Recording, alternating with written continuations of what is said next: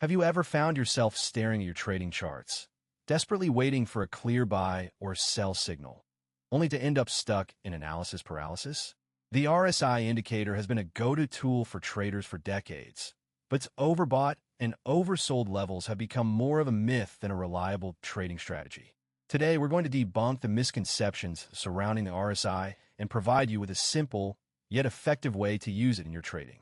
The Relative Strength Index, or RSI, measures the magnitude of recent price changes to determine overbought or oversold conditions. However, this oversimplified approach has led to countless false signals and poor trading decisions.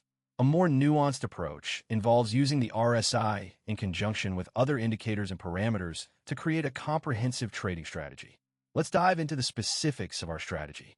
We'll use a 14-period RSI with a 5-period simple moving average, SMA, and a 20-period Bollinger Band.